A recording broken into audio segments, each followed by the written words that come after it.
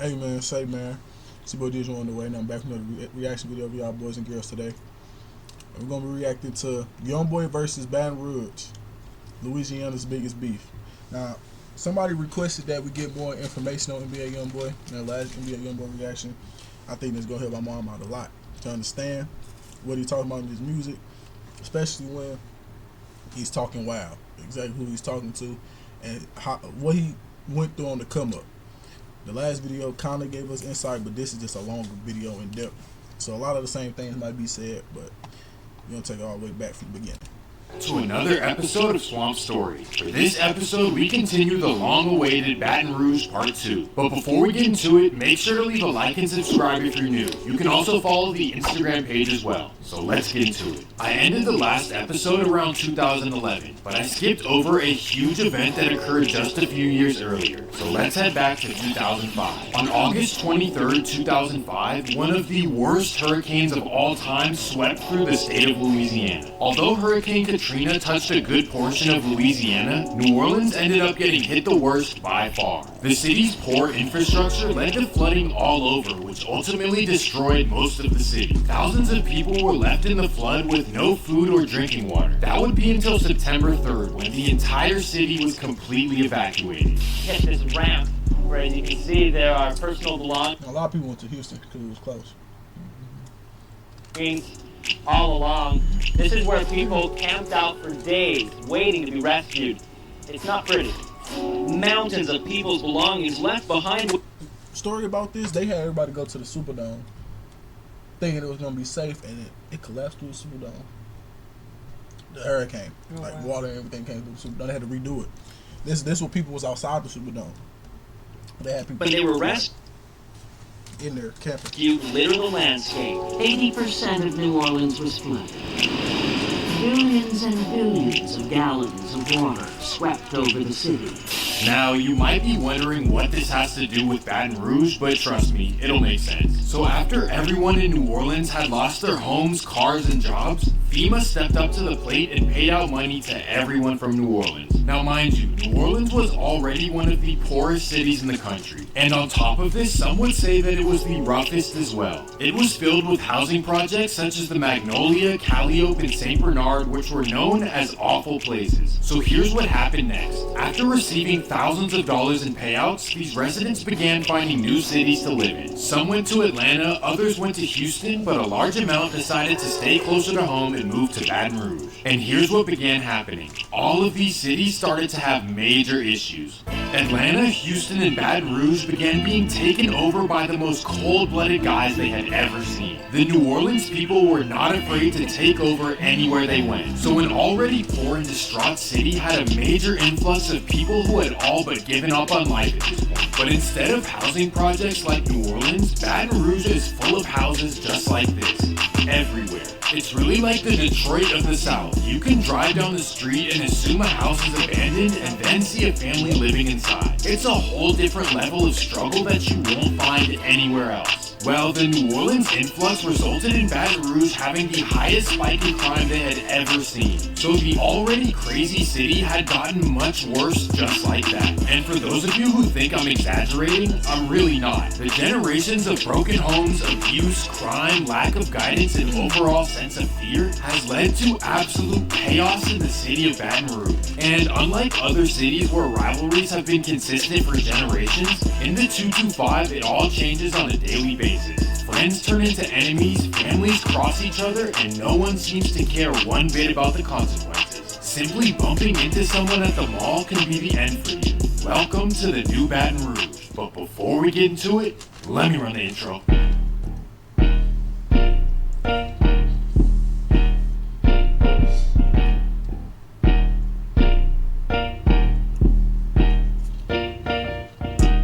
Gonna be a lot of people to keep up with. They'll be out there. The new Baton Rouge has changed a lot, but in order to see how it got this way, let's head back to where we left off. After Boosie moved to Atlanta, South Baton Rouge was still all together. In fact, a lot of people would still call the top and bottom family at that point, despite all the internal affairs. So let me recap for those of you who don't know. South Baton Rouge has two groups. First, you have TBG, also known as Top Boy Gorilla. They represent the top of South Baton Rouge. And then you have BBG, who represent the bottom. Anyways, as the years went by, some members ended up in Angola, others at Winfield, and a small few were able to successfully leave that life. And that leads us to the new TBG. Let me break it down. TBG began having a new leader, a young man by the name of Garrett Burton, also known as G Money. He grew up in the Glen Oaks neighborhood of North Baton Rouge. And I know that may sound confusing, but neighborhoods don't matter at all. Instead, it's all about who you roll with. And G Money was introduced to TBG through his uncle who goes by Cleasy5. Anyways, without a mother or father present in his life, G Money had to fend for himself at a very young age. He also had the responsibility of watching over his younger brother named Lil Herc. This guy is pretty important to the story. But at a certain point in his childhood, his living situation became so staggeringly bad that a close friend of his would allow him to come stay with him. That would be Frederick Gibbons, also known as Fredo Bang. And here is the house I've heard of him before. they lived in together.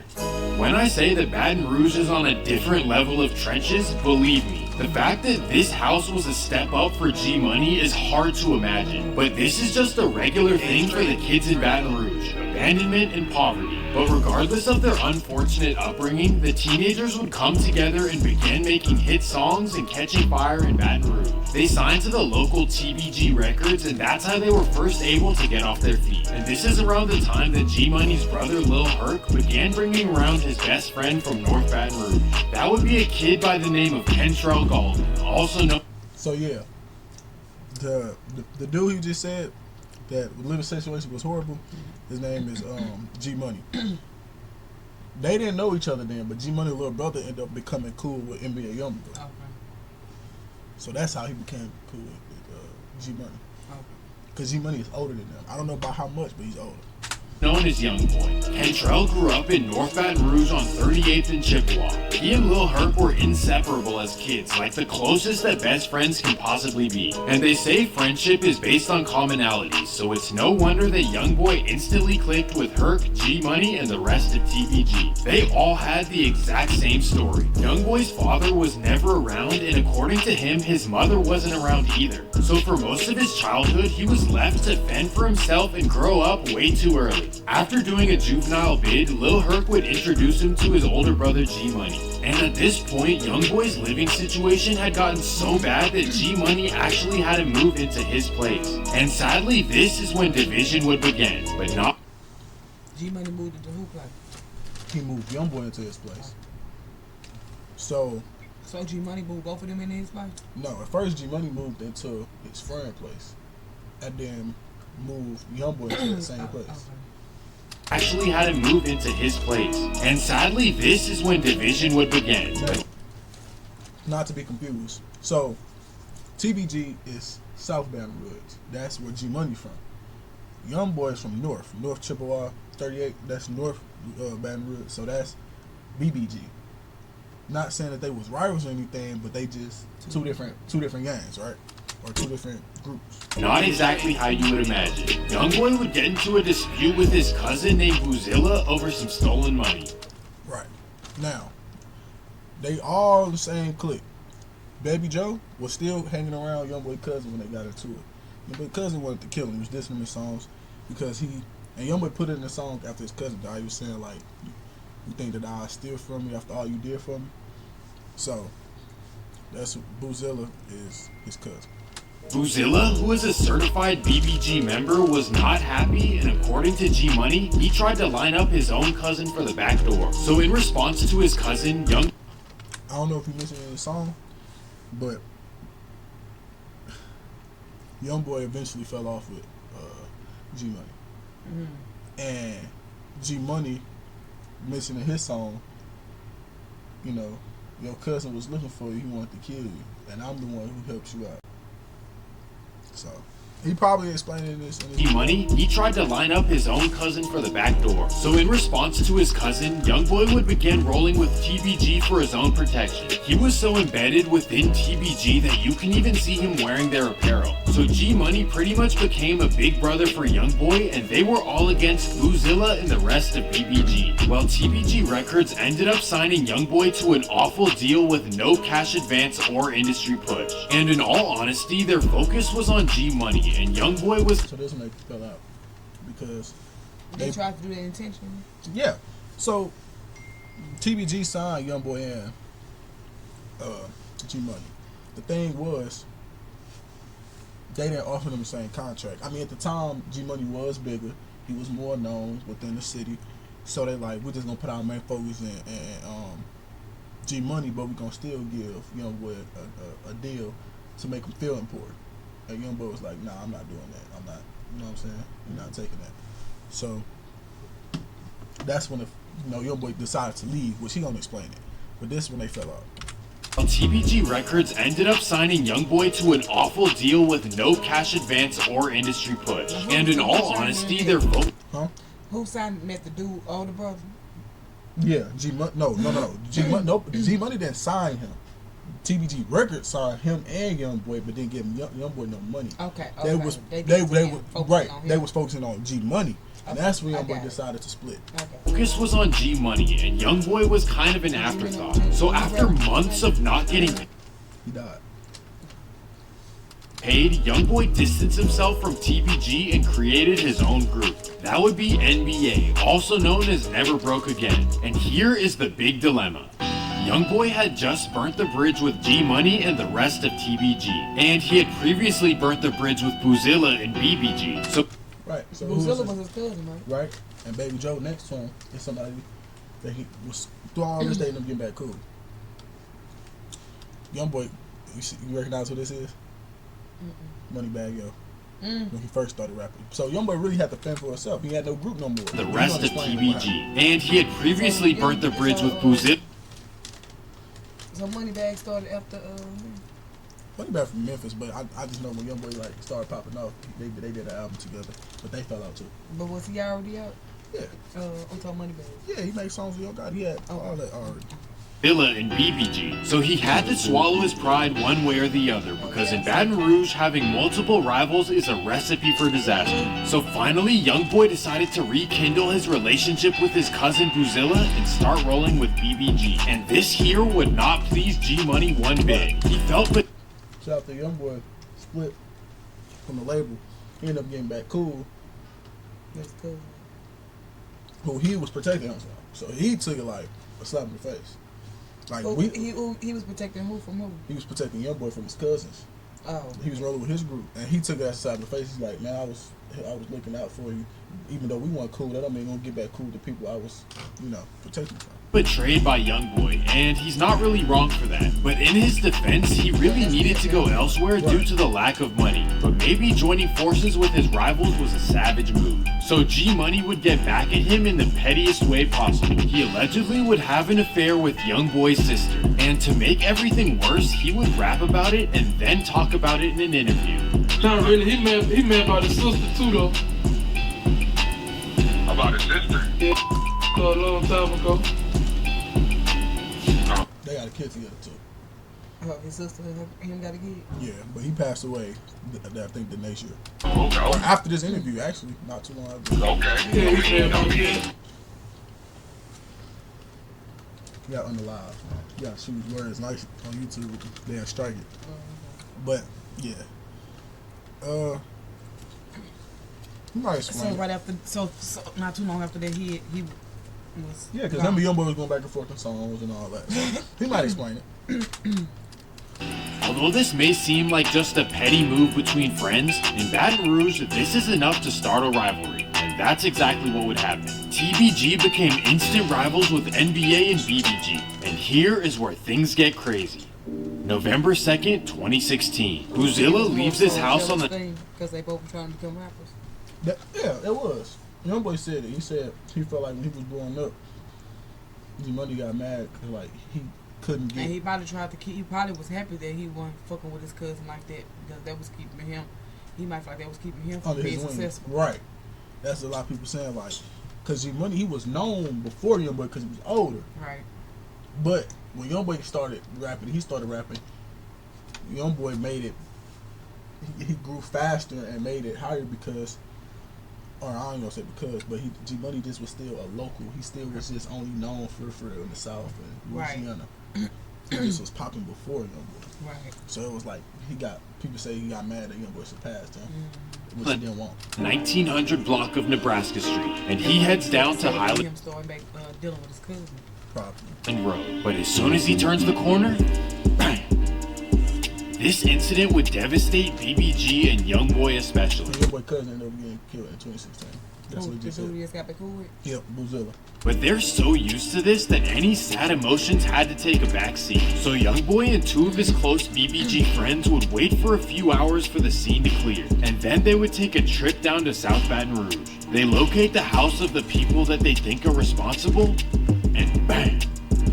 They did not complete the mission, so the next day they would try again. Thankfully, everyone was okay, but things would come falling down just a few weeks later. On November 28th, 2016, YoungBoy was arrested just before a show in Austin, Texas. Now mind you, in California... Now remember when they mentioned in the first video he got arrested in Texas? The shooting that he was a part of, is what they tried to charge him on, but it was in Louisiana. Nobody got hurt, but it still was. California, you wouldn't be surprised if he was released, but this is Louisiana, one of the strictest states in the country. But somehow YoungBoy was released after just 7 months in August of 2017. Here was his punishment, a $5,000 fine and 250 hours of community service. However, the driver, whose name is Derek Geis, got sentenced to 2 years, and this definitely raised some eyebrows in Baton Rouge. Also, YoungBoy snitched, so you get out. Derek Geis is the brother of... The accountants get more. Right, but look, the dude that locked up, his brother played football for the college, LSU. I recognize his brother. I The know NFL running back Darius Geis, which is wild. Anyways, after YoungBoy got out, he went on to release his hit song Untouchable, which took him to the next level. But while his mainstream success is going well, things in Baton Rouge are in complete chaos.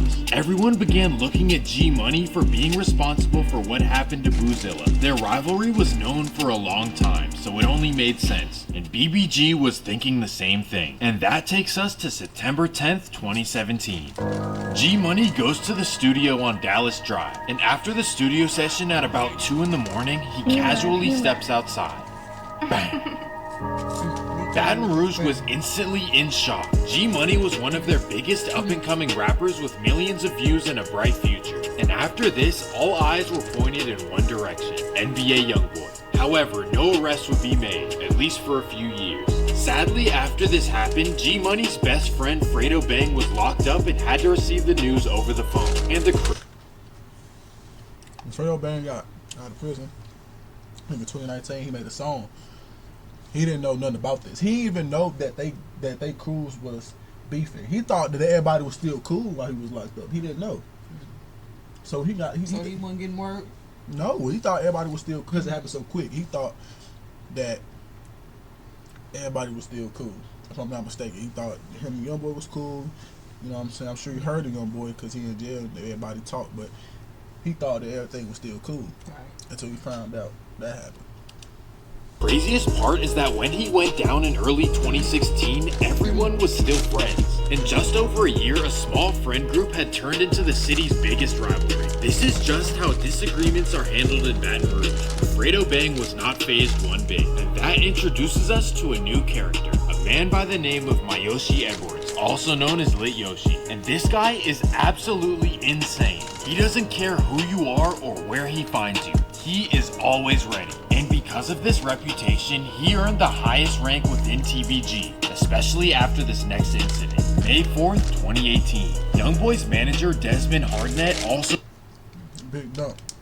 He always talk about Dump. Who is he? I don't know if he like a relative or just somebody that he was real cool with. Also known as NBA Dump, is hanging out in front of his childhood home. This is in an area called Valley Park or College Drive, which you can usually hear YoungBoy refer to in his music. Anyways, somehow gets word of Dump's location. So he allegedly gets in his car and heads down to Valley Park. And boom, there he is, a heavyset man in the middle of the street with his girlfriend. Bang. Another devastating loss for YoungBoy and BBG, but it wouldn't be long before they would return the favor. On November 25th, TBG's manager Boulevard Quick went live and dissed YoungBoy and his mom. Only flaw I got is keeping it too real. Yeah, man. Then YoungBoy would respond. But if I ain't tripping,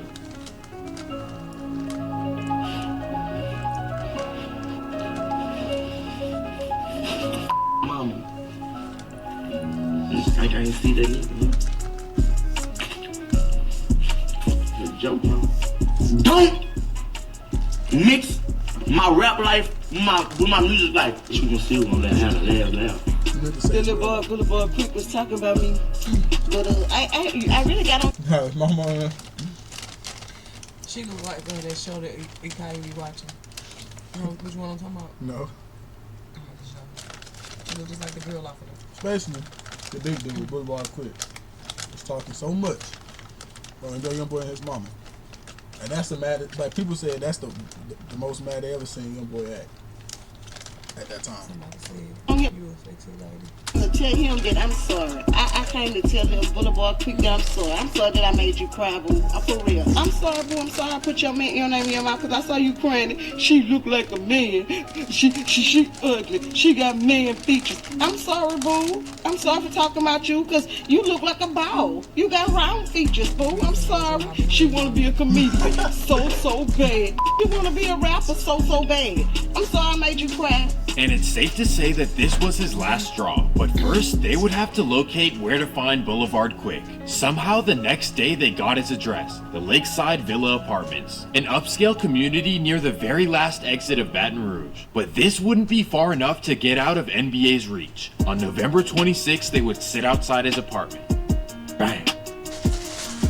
At this point, all relations are beyond repair, and NBA YoungBoy has built a reckless reputation. And this reputation is valid because he will literally react to any instigation as if he's not a celebrity. Whether it's in LA getting pressed by the bounty hunters, which he wasn't scared one bit, or at the mall being pressed by a random person, YoungBoy will throw his life away for his pride 9 times out of 10. But for 2019 and 2020, he completely owned those years, banger after banger. Sadly though, things would come to a halt in September of 2020. During a music video in Baton Rouge, a neighbor would call 911 due to loud music and commotion. So BRPD would show up, which kind of seems to be rare. Well, at least given what Quando Rondo said.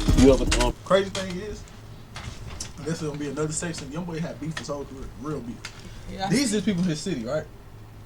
Then he ended up beefing with the Chicago boys, Lil Durk and King Von. And that's more recent, but this is when he was on the come. Been around Baton Rouge. It's correct. come on, man. Come on, man. I mean, can you compare? Do you think Baton Rouge? What's the difference between Baton Rouge and Savannah? You think? What you say? Baton Rouge ain't got no police like that, boy. You can get away with anything, bit, bro. Straight up. Anyways, they would find all kinds of toolage that YoungBoy cannot legally be around. They also confiscated $80,000 cash. However, YoungBoy was released on bond. But then on March 22nd, 2021, he would run into more trouble. While in LA, another neighbor would call 911 about chaos at YoungBoy's Airbnb. LAPD would arrive and YoungBoy would take them on a chase through the neighborhood. Well, he wouldn't make it far, and this might have been his last straw. At first, he was facing over 20 years, but now it's looking more like 3 to 7. And the judge allowed him to move to Utah on house arrest and record music, which he now drops an album like every week it seems like, but there are 2 reasons he dropped so much. First, he signed a deal with Atlantic Records where they own all the rights and profits to his music, and he has to drop a few more projects to get out of the contract and finally make some money. And the second reason is that he's facing all these years, so he needs to have some music stored. Well, after YoungBoy went down, so would some more key players in Baton Rouge. TBG's top enforcer Late Yoshi would finally go down for all kinds of incidents, one of which occurred in Miami where he spotted YoungBoy at a hotel. He is currently facing 20 years. Then a key factor on YoungBoy's side would go down as well. DeAndre Fields, also known as NBA Pap, went down for the events on September 10th, 2017, where G Money lost his life. So here we are in 2022, and NBA YoungBoy's success is at an all-time high. But despite the success, his personal and family life has not gotten better one bit. In fact, he's inadvertently recreating the same cycle for his own children. And what do I mean by that? Well, he already has 8 kids by 7 women at the age of 22 years old. And between going on tour, studio time, and jail bids, it would literally be impossible for him to be a full-time father. But in his defense, I truly believe that he does not know any better. This is how he was raised and all of his friends as well. And it's possibly how his parents were raised and on and on. It's evident that YoungBoy has been looking for love and acceptance his entire life. He even alluded to his grandma being the only person he has ever felt love from. So it's no wonder that he jumps from BNE to TBG to BBG and then to NBA. It also reflects in his relationships as well. It seems like every month he's dating or having a kid with a new woman. And not to play therapist here, but he also raps about needing his mom in his life and how she wasn't there when he needed her most. But this upbringing isn't unique to YoungBoy at all. In fact, everyone in this video has a similar story. And that really makes you wonder, do they actually hate each other? Like, did they really hate G Money that much to the point where they wanted him gone? Or deep down, do they see themselves within him? At the end of the day, we all wish they could see the bigger picture, and that the little issues they have with one another are literally so minimal in the grand scheme of things. Everyone in this video is talented and a potential millionaire, and if they had handled their issues peacefully, they'd all be on a beach together laughing to the bank. But sadly, this reality hasn't sunk in, and honestly, how could it? When you have to worry about watching your back 24/7 or wondering where your next meal is gonna come from, the bigger picture is the last thing on your mind. For that reason, Baton Rouge is a giant trap, inescapable unless you are extremely careful and focused. And that trap would apply to YoungBoy's That's his little brother, I told from his dad's side. 2 younger brothers. So here's a story that many people don't know about. YoungBoy's 2 younger brothers, Jeffrey Tate and Devon Tate, were arrested in 2019 after a 17-year-old named Javon Brown was found on Ottawa Drive. He was allegedly walking home from school when the 2 men approached him.